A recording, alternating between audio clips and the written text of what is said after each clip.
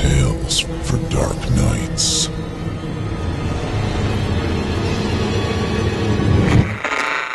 Want to make sure you never miss a Chilling Tales for Dark Nights video again? Be sure to subscribe and hit that bell to turn on notifications. The Sallow Man by J.J. Cheesman. Performed by Otis Jiry. Have you ever heard of the Sallow Man? That's what Timmy Morrison asked me in 7th grade. Timmy was my best friend. We did nearly everything together. It was Friday, and we were sitting in lunch period discussing what we were going to do when he came over to stay the night after school. Now, what the hell is that? I asked him, rolling my eyes because I figured this was going to be another one of Timmy's stories that his sister told him. Timmy's face put on that look he'd always put on when he was talking about something that someone hadn't heard of before. My sister told me about him. She said he comes to you if you say some words in front of a mirror. I don't remember it all, but I wrote it down what she told me. I figured we could try it out at your house. I rolled my eyes to make it seem like I thought it was childish, but in truth I was interested. Creepy stuff like that always interested me. Even though I knew it wasn't real, I just liked hearing the stories. I didn't want Timmy to know that I wanted to hear about it, though, because then he'd just have something to be smug about. Is this just more of that Bloody Mary crap, where she just comes out of the mirror to kill you? I asked him, pretending to pay attention more to my mashed potatoes than the conversation. No! The Sallow Man comes out of the mirror after you recite his poem, then he kills anyone you ask him to. That's what my sister said, anyway. Timmy said as he turned to eat his own tray. There was a poem involved, I thought. Now, I really did have to know more. What do you mean, what poem? I asked him. Timmy lazily reached into one of his many folders that he carried around for school and pulled out a piece of paper that was a bit crinkled. He slid it over to me on the cafeteria table, and I examined it without picking it up. This is what it read. In dark halls within the after, from those halls you hear my laughter. Dark thoughts entreat your mind, to for now break down my bind. I will take what ails you in this land, and I will leave no trace, for I am Sallow Man. I nearly laughed as I read the last lines. I was up for anything spooky, sure, but this was really corny. Timmy, you don't really believe this crap, do you? Your sister was probably just messing with you.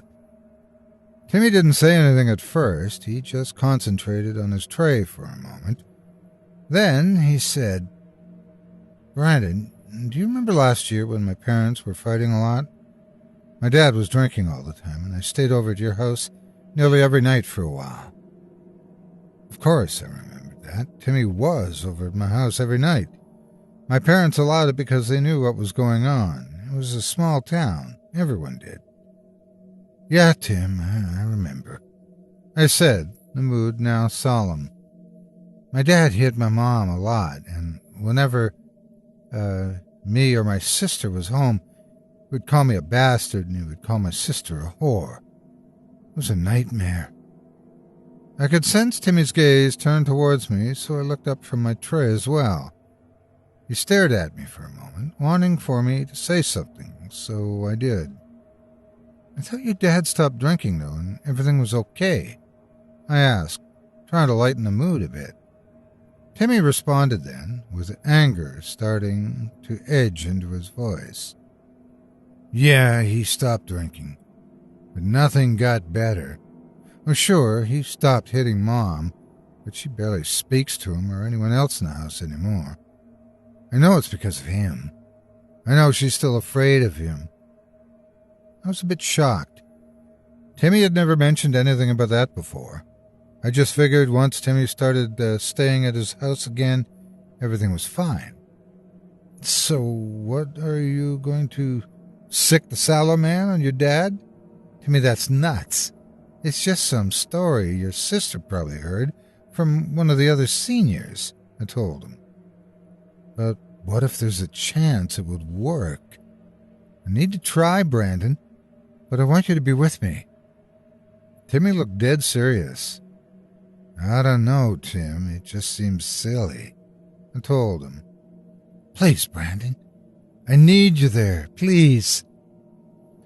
Timmy gave me a look of pure desperation, and I felt sorry for him. I decided that I'd be there to support him. He lived in a broken home, and he was grasping at straws. I knew it couldn't be good for him, but he was my best friend. What choice did I have? Okay, Tim, I got your back. Let's summon a ghost. The next thing I knew, it was after school, and Timmy and I had locked ourselves in my small downstairs bathroom at home. Do the lights need to be off or anything, I asked. No, at least I don't think so. I think all I have to do is recite the poem in front of the mirror, and then he appears. Timmy pulled out the piece of paper with the poem on it that he had in his back pocket, then cleared his throat.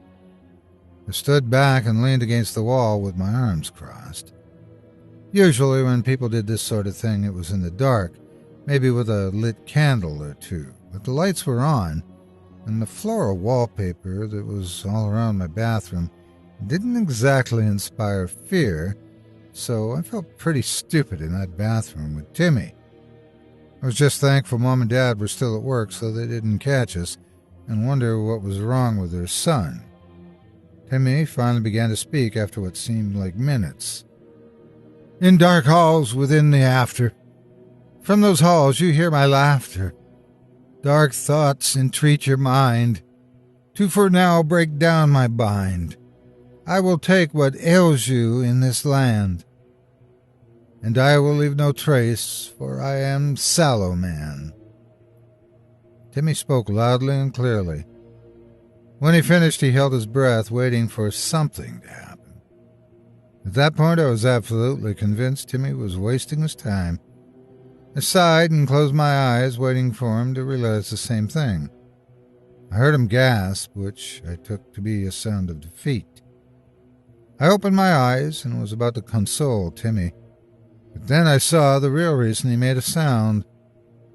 When I opened up my eyes, I saw the mirror no longer showed our reflections, but a long dark hallway. The hallway's floor, walls, and even its ceiling seemed to be moving, undulating back and forth like the insides of some giant worm.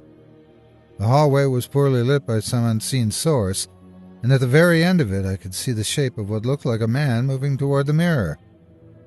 For a moment, I was stuck in disbelief. I couldn't move. I could only watch as the figure in the mirror came closer, and slowly its features became clearer and clearer. It was a man, or what seemed to be a man, bald and completely naked. His skin was a pale, sickly yellow. He was skinny, so emaciated that his jaundiced skin was taut against his skeleton, and every one of his ribs were visible. With thin and lanky legs, he walked ever closer to the mirror with a shambling gait.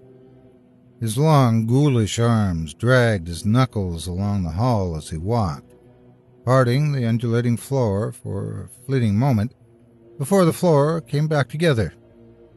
When I noticed this, I squinted my eyes to try and sharpen my vision in an attempt to see what it was that was making the floor and walls quiver like they were. The cause for the moving floor became clear as they started to move from within the mirror and out onto the bathroom. Cockroaches. The insects began to spill out of the mirror and onto the sink and floor below. That was enough for me. Timmy and I had to get out of that bathroom. I reached out for Timmy's arm and tried to pull him away, but he would not budge. He stood transfixed, his eyes glued to the mirror and the nightmare that was approaching. I tried a few more times to pull him away, shouting at him to snap out of it, but he wouldn't move. It was as if something unnatural was holding him in place and wouldn't let him go. I gave up and I turned tail, hauling ass for the door. As soon as I reached the door handle, thousands of cockroaches moving impossibly fast. Covered the handle, and immediately after the door, leaving the door unobscured completely by writhing and hissing insects, I yelled, cursing and screaming as I turned around to go for the window on the other side of the bathroom. I was silenced when I was met with the sight of a room no longer recognizable as my bathroom, but was more reminiscent of that hallway in the mirror. The walls and ceiling was covered in insects. When I looked down, I saw that the roaches covered the floor below, making only 2 small spaces where my feet stood. I dared not move then. I don't know what would happen if I were to step on one of those bugs. I had the awful thought that if I were to move at all, the insects would strip my bones completely of flesh. I lifted my head slowly to the now dimly lit room. Flashes of light would strobe here and there as the roaches crawled along the light shade of the ceiling. I could see now that 2 yellow and gnarled hands had appeared on either side of the mirror, and I knew the Sallow Man had come. Timmy stood there, his eyes still wide, his stature still unmoved. I distinctly remember a smell then, a sickly smell that called to mind dirty bedpans. I had to cover my mouth and nose not to gag. Still, this didn't seem to bother Timmy whatsoever. When the awful smell came, so then did the Sallow Man's head emerge from the mirror. His bald head was face downward, and his neck stretched far into the room until his head was inches in front of Timmy's face. A voice came then, a hissing voice that seemed to come from the insects and echo all around the room. "Who is the one to be taken to the after?" the voice said. Timmy moved then, for the first time since he recited the poem, by smiling a wide and unnerving grin. "My father," Timmy said, loud and clear, as if delivering the death sentence himself. In retrospect, I suppose he was. There was a murmuring sound then, as all of the insects began to vibrate loudly.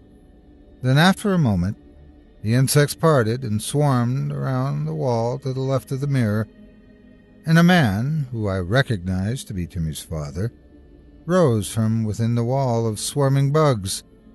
His face was pale and his eyes were wide with fear. The insects were swarming him, presumably pinning him to the wall. I'm sure he'd be screaming if the cockroaches weren't covering his mouth. "This is the one to be brought into the after?" The awful hissing echo came again, entreating an answer from Timmy, and without breaking his grin, Timmy said, "Yes!" As if heeding the call of Timmy's word, the insects then began swarming into Timmy's father's mouth. His eyes showed his desperate fear as thousands of cockroaches began eating him from the inside out. I would say it was gruesome, but the insects were quick with their work. They devoured every bit of Timmy's father within seconds, leaving nothing left. Had my eyes not been glued to what was happening, I might have blinked, and I would have missed it. I looked back to Timmy, who had a satisfied and almost relieved look on his face. But his look soon became one of terror as the Sallow Man spoke once more. "Now, you will join me in the after, boy. Such is the price to be paid." Timmy didn't move at all, save for the horrified shock that crawled over his face. I don't know if it was terror that kept it in place, or if it was the Sallow Man, but oh man, I wish I didn't see what happened next. The Sallow Man lifted his head slowly, revealing a face that had no features. No eyes, no nose, and no discernible marks whatsoever as far as I could tell. The only thing there was a mouth. The Sallow Man's lips, like the rest of him, were stretched tight, making his human-like and yellow teeth seem bigger than they were. Stunned into helplessness by my own fear, I could do nothing but watch as the Sallow Man's jaw unhinged and stretched to an impossible size. He then reached for Timmy and grabbed him, picking him up just as easy as if he weighed nothing at all. The Sallow Man then shoved Timmy into his mouth whole, just like that. Gone. Impossibly, my best friend was thrown into that awful ghoul's throat. I didn't even hear Timmy scream as the thing swallowed him. Tears were falling from my eyes freely as the Sallow Man closed his maw and turned his attention toward me as the insects began to retreat into the mirror behind him. Just before the Sallow Man disappeared behind the mirror, he smiled at me. I could feel his eyes that he did not have, burn into me. A buzzing sound filled my ears then, and I began to faint. Just before I hit the ground, I saw the Sallow Man duck his head back into the mirror and disappear. My mother arrived home from work at around 4 o'clock, and she found me on the bathroom floor, passed out with the door closed. When my mom woke me up, my head was hazy, and it took me a moment to recall what had happened, and it was hard to think with Mom asking over and over if I was okay. But when I remembered, I became frantic, telling her something had happened to Timmy and he disappeared, but I left out the part about the Sallow Man. My mother looked at me like I was crazy. "Who's Timmy, dear?" she asked with a raised eyebrow. "Mom, you know who Timmy is. He's my best friend," I yelled. "Oh, you made a new friend? What do you mean he disappeared?" I started to tell her that Timmy had been my best friend all my life. I was going to tell her that he had stayed over almost all last year, but a sinking feeling in my stomach stopped me, and I pushed past my mother to the house phone. I was going to make a call to confirm my suspicion, but I hoped on hope I was wrong. I dialed Timmy's number and his mother answered. "Hello?" I took a deep breath and asked. "Hello, is Timmy there?" I asked. "I don't know any Timmy. Maybe you have the wrong number, sweetie." Timmy's mother sounded much happier than I'd ever heard her before. It wasn't enough to stop the tears from forming in my eyes, but it did prompt the next question I asked. "Are you married?" I asked, knowing how silly it sounded, but I had to know. "No, but I don't see how that's any of your business. Does your mother know you're using the phone?" I didn't reply, I just hung up. I turned around and went up into my room. I dodged all of my mom's questions, and I went straight to bed. As I lay there, I thought hard about everything that had happened. I wondered if Timmy would want things this way. It was clear from the look of terror on his face that he had no idea he would have to pay such a heavy cost. I wondered if Timmy's sister knew about the part of the deal, if she left it out on purpose, or if she just didn't think it mattered because, after all, it was just a stupid poem. But the biggest question that I kept asking myself was, is Timmy still alive? I saw that thing swallow him whole, but was it possible, in whatever world he was in, that he was still there with the Sallow Man? I'd hoped not, but hopes are not. I got my answer when Monday morning came. In class, all I could do was stare at Timmy's empty seat, and it was making me sick thinking about it. I asked my teacher if I could use the restroom and was excused. I went straight to the sink once I made my way to the bathroom and turned on the tap. I turned the hot water on all the way and began to splash water onto my face. When I was done, I dried myself with a paper towel, and my eyes met the now fogged-up mirror in the bathroom.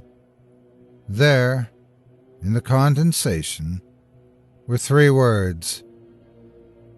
"Help me, Brandon." Chilling tales for dark nights.